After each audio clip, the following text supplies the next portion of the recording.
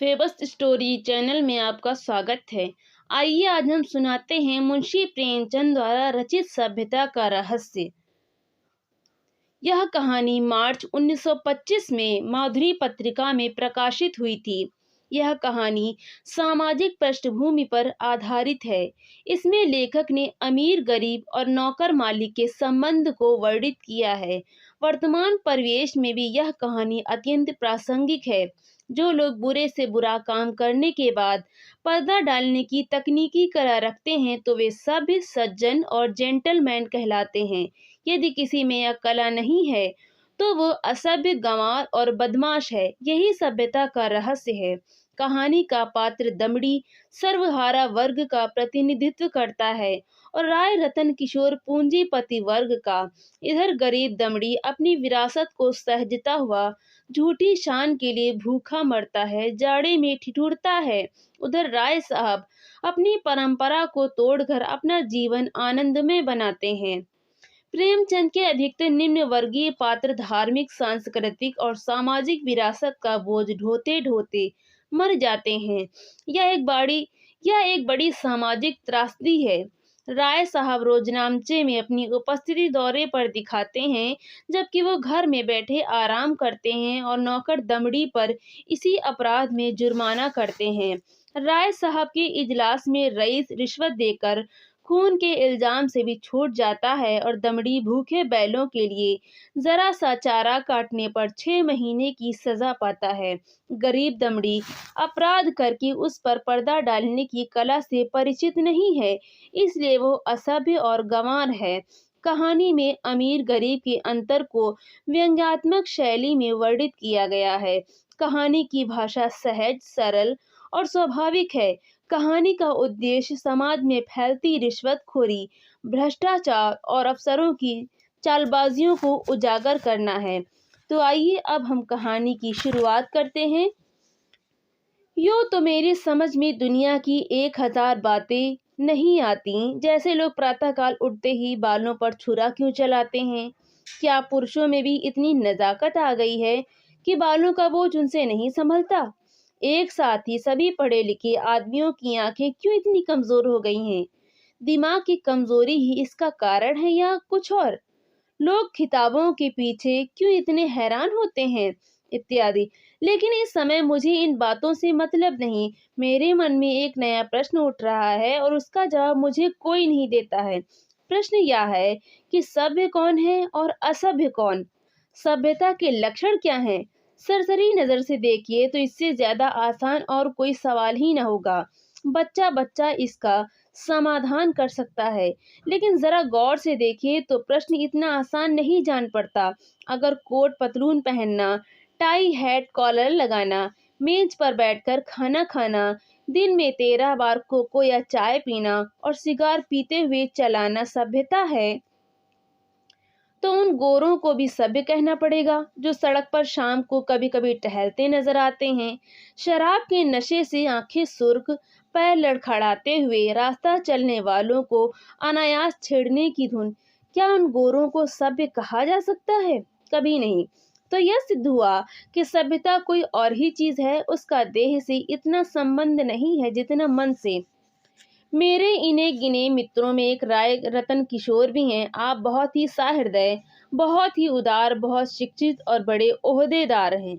बहुत अच्छा वेतन पाने पर भी उनकी आमदनी खर्च के लिए काफी नहीं होती। 1/4 वेतन तो बंगले ही की भेंट हो जाता है। इसलिए आप बहुधा चिंतित रहते हैं। रिश्वत तो नहीं लेते, कम से कम मैं नहीं जानता। हालांकि कहने वाले कहते हैं, लेकिन इतना जानता हूँ कि वो भत्ता बढ़ाने के लिए दौरे पर बहुत रहते हैं। यहाँ तक कि इसके लिए हर साल बजट की किसी दूसरी मद से रुपए निकालने पड़ते हैं। उनके अफसर कहते हैं, इतने दौरे क्यों करते हो?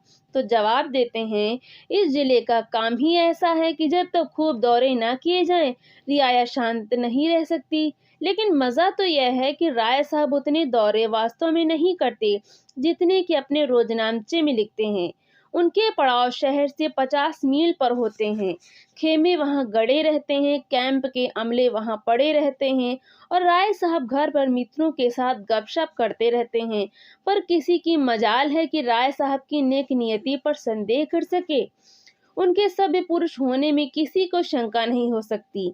एक दिन मैं उनसे मिलने गया। उस समय वो अपने घसियारे दमड़ी को डांट रहे थे। दमड़ी रात दिन का नौकर था, लेकिन घर रोटी खाने जाया करता था। उसका घर थोड़ी ही दूर पर एक गांव में था। कल रात को किसी कारण से यहाँ न आ सका, इसलिए डांट पड़ रही थी। राय साहब, जब हम तुम्हें रात दिन के लिए रखे हुए हैं तो तुम घर पर क्यों रहे? कल के पैसे कट जाएंगे। दमड़ी, हुजूर, एक मेहमान आ गए थे, इसी से ना आ सका। राय साहब, तो कल के पैसे उसी मेहमान से लो। दमड़ी, सरकार, अब कभी ऐसी खता ना होगी। राय साहब, बक बक मत करो। दमड़ी, हुजूर। राय साहब, 2 रुपए जुर्माना। दमड़ी रोता चला गया। रोजा बख्शाने आया था, नमाज गले पड़ गई। 2 रुपए जुर्माना ठुक गया। खता यही थी कि बेचारा कसूर माफ कराना चाहता था या एक रात को गैर हाजिर होने की सजा थी। बेचारा दिन भर का काम कर चुका था, रात को यहाँ सोया न था, उसका दंड। और घर बैठे भत्ते उड़ाने वालों को कोई नहीं पूछता, कोई दंड नहीं देता। दंड तो मिले और ऐसा मिले कि जिंदगी भर याद रहे, पर पकड़ना तो मुश्किल है। दमड़ी भी अगर होशियार होता तो जरा रात रहे आकर कोठरी में सो जाता, फिर किसे खबर होती कि वो रात को कहाँ रहा। पर गरीब इतना चंट न था। दमड़ी के पास कुल 6 बिस्वे जमीन थी, पर इतनी ही प्राड़ियों का खर्च भी था। उसके 2 लड़के, 2 लड़कियां और स्त्री सब खेती में लगे रहते थे, फिर भी पेट की रोटियां नहीं मैसर होती थीं। इतनी जमीन क्या सोना उगल देती? अगर सबके सब घर से निकलकर मजदूरी करने लगते तो आराम से रह सकते थे, लेकिन मौरूसी किसान मजदूर कहलाने का अपमान न सह सकता था।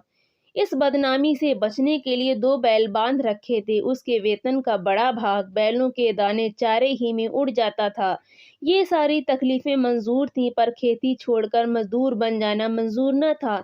किसान की जो प्रतिष्ठा है वो कहीं मजदूर की हो सकती है, चाहे वो रुपया रोज ही क्यों न कमाए। किसानी के साथ मजदूरी करना इतने अपमान की बात नहीं। द्वार पर बंधे हुए बैल उसकी मान रक्षा किया करते हैं, पर बैलों को बेचकर फिर कहाँ मुंह दिखलाने की जगह रह सकती है। एक दिन राय साहब उससे सर्दी से कांपते देखकर बोले, कपड़े क्यों नहीं बनवाता, कांप क्यों रहा है? दमड़ी, सरकार, पेट की रोटी तो पूरी ही नहीं पड़ती, कपड़े कहाँ से बनवाऊं? राय साहब, बैलों को बेच क्यों नहीं डालता? सैकड़ों बार समझा चुका, लेकिन न जाने क्यों इतनी मोटी सी बात तेरी समझ में नहीं आती। दमड़ी, सरकार, बिरादरी में कहीं मुंह दिखाने लायक न रहूंगा, लड़की की सगाई न हो पाएगी, टाट बाहर कर दिया जाऊंगा। राय साहब, इन्हीं हिमाकतों से तुम लोगों की यह दुर्गति हो रही है। ऐसे आदमियों पर दया करना भी पाप है। मेरी तरफ फिरकर, क्यों मुंशी जी, इस पागलपन का भी कोई इलाज है? जाड़ों मर रहे हैं, पर दरवाजे पर बैल जरूर बांधेंगे। मैंने कहा, जनाब, यह तो अपनी अपनी समझ है। राय साहब, ऐसी समझ को दूर से सलाम कीजिए। मेरे यहाँ कई पुश्तों से जन्माष्टमी का उत्सव मनाया जाता था। कई हजार रुपयों पर पानी फिर जाता था, गाना होता था, दावतें होती थीं, रिश्तेदारों को न्योते दिए जाते थे, गरीबों को कपड़े बांटे जाते थे। वालिद साहब के बाद पहले ही साल मैंने उत्सव बंद कर दिया। फायदा क्या?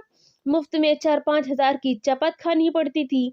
सारे कस्बे में बावेला मचा, आवाजें कसी गईं। कहा, किसी ने ईसाई बनाया, लेकिन यहाँ इन बातों की क्या परवाह।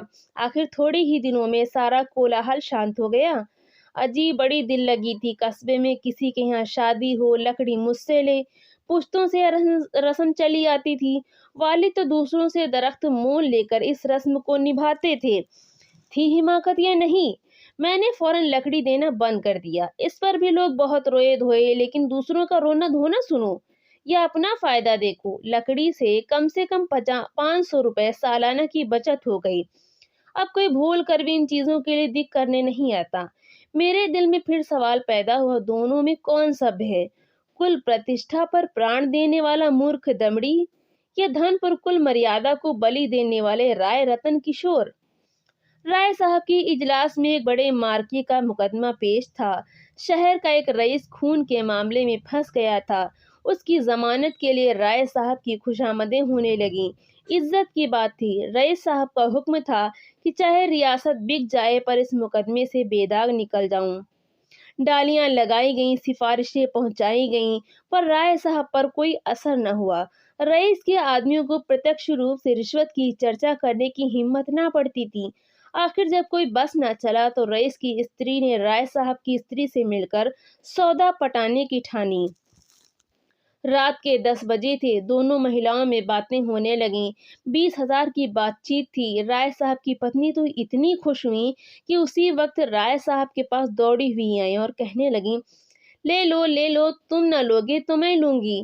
राय साहब ने कहा, इतनी बेसब्र ना हो, वो तुम्हें अपने दिल में क्या समझेगी? कुछ अपनी इज्जत का भी ख्याल है या नहीं? माना कि रकम बड़ी है और इससे मैं एक बारगी तुम्हारी आए दिन की फरमाइशों से मुक्त हो जाऊंगा, लेकिन एक सिविलियन की इज्जत भी तो कोई मामूली चीज नहीं है। तुम्हें पहले बिगड़कर कहना चाहिए था कि मुझसे ऐसी बेहुदा बातचीत करनी हो तो यहाँ से चली जाओ। मैं अपने कानों से नहीं सुनना चाहती। स्त्री, यह तो मैंने पहले ही किया। बिगड़कर खूब खरी खोटी सुनाई। क्या इतना भी नहीं जानती?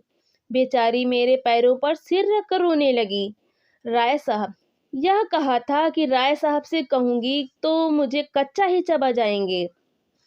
यह कहते हुए राय साहब ने गदगद होकर पत्नी को गले लगा लिया। स्त्री, अजी मैं न जाने ऐसी कितनी ही बातें कह चुकी, लेकिन किसी तरह टाले नहीं टलती। रो रो कर जान दे रही है। राय साहब, उससे वादा तो नहीं कर लिया? स्त्री, वादा?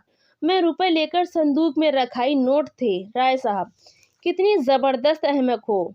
ना मालूम ईश्वर तुम्हें कभी समझ भी देगा या नहीं। स्त्री, अब क्या देगा? देना होता तो दे ना देती, तो दे ना दी होती। राय साहब, हाँ मालूम तो ऐसा ही होता है। मुझसे कहा तक नहीं और रुपए लेकर संदूक में दाखिल कर लिए। अगर किसी तरह बात खुल जाए तो कहीं का ना रहूं। स्त्री, तो भाई सोच लो, अगर कुछ गड़बड़ हो तो मैं जाकर रुपए लौटा दूं। राय साहब, फिर वही हिमाकत। अरे अब तो जो कुछ होना था हो चुका। ईश्वर पर भरोसा करके जमानत लेनी पड़ेगी। लेकिन तुम्हारी हिमाकत में शक ऐसी बात लेकिन तुम्हारी हिमाकत में शक नहीं। जानती हो, यह सांप के मुंह में उंगली डालना है। यह भी जानती हो कि मुझे ऐसी बातों से कितनी नफरत है, फिर भी बेसब्र हो जाती हो। अब की बार तुम्हारी हिमाकत से मेरा व्रत टूट रहा है। मैंने दिल में ठान लिया था कि अब इस मामले में हाथ न डालूंगा, लेकिन तुम्हारी हिमाकत के मारे मेरे को चलने भी पाए। स्त्री, मैं जाकर लौटाए देती हूँ। राय साहब, और मैं जाकर जहर खाए लेता हूँ। इधर तो स्त्री पुरुष में यह अभिनय हो रहा था, उधर दमड़ी उसी वक्त अपने गांव के मुखिया के खेत से ज्वार काट रहा था। आज वो रात भर की छुट्टी लेकर घर गया था। बैलों के लिए चारे का एक तिनका भी नहीं है। अभी वेतन मिलने में कई दिन की देर थी। मोल ले ना सकता था। घर वालों ने दिन को कुछ घास छीलकर खिलाई तो थी, लेकिन ऊंट के मुंह में जीरा, उतनी घास से क्या हो सकता था। दोनों बैल भूखे खड़े थे। दमड़ी को देखते ही दोनों पूछे खड़ी करके हुकारने लगे। जब वो पास गया तो दोनों उसकी हथेलियां चाटने लगे। बेचारा दमड़ी मन महसूस कर रह गया। सोचा, इस वक्त तो कुछ हो ही नहीं सकता। सवेरे किसी से कुछ उधार लेकर चारा लाऊंगा। लेकिन जब 11 बजे रात उसकी आंखें खुली तो देखा कि दोनों बैल अभी तक नांद पर खड़े हैं। चांदनी रात थी। दमड़ी को जान पड़ा कि दोनों उसकी ओर उपेक्षा और याचना की दृष्टि से देख रहे हैं। उनकी क्षुधा वेदना देखकर उसकी आंखें सजल हो आईं। किसान को अपने बैल अपने लड़कों की तरह प्यारे होते हैं। वो उन्हें पशु नहीं, अपना मित्र और सहायक समझता है। बैलों को भूखे खड़े देखकर नींद आंखों से भाग गई।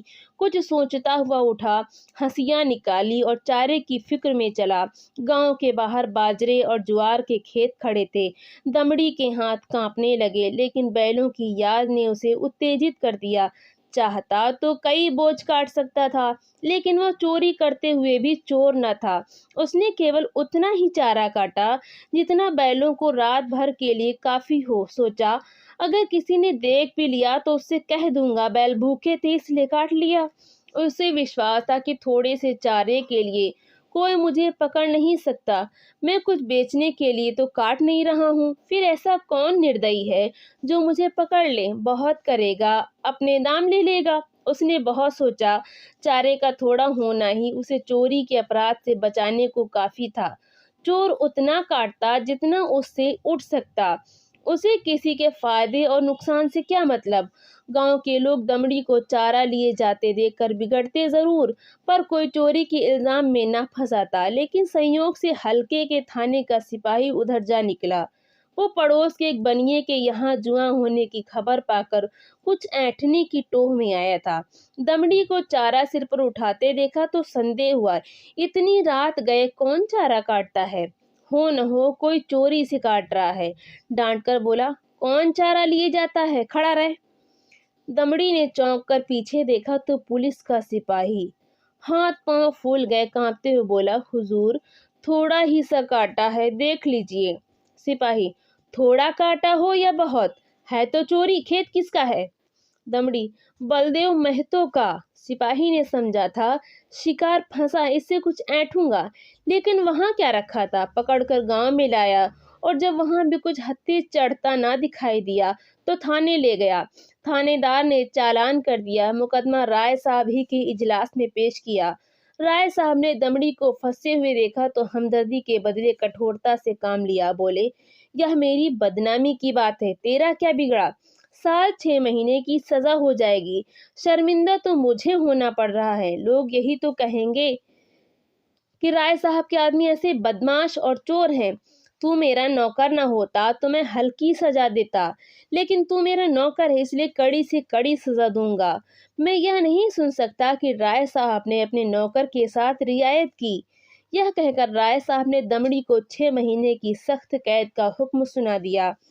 उसी दिन उन्होंने खून के मुकदमे में जमानत ले ली। मैंने दोनों वृतांत सुने और मेरे दिल में यह ख्याल और भी पक्का हो गया कि सभ्यता केवल हुनर के साथ ऐब करने का नाम है। आप बुरे से बुरा करें, लेकिन अगर आप उस पर पर्दा डाल सकते हैं तो आप सभ्य हैं, सज्जन हैं, जेंटलमैन हैं। अगर आप में यह सिफत नहीं तो आप असभ्य हैं, गवार हैं, बदमाश हैं। यह सभ्यता का रहस्य है। तो दोस्तों, आपको ये कहानी कैसी लगी? जो भी कहानी सुननी हो कमेंट में ज़रूर बताएं। वीडियो को लाइक करें, शेयर करें और चैनल को सब्सक्राइब करना बिल्कुल भी ना भूलें। तो मिलते हैं हम अगली नई कहानी के साथ। बहुत बहुत धन्यवाद।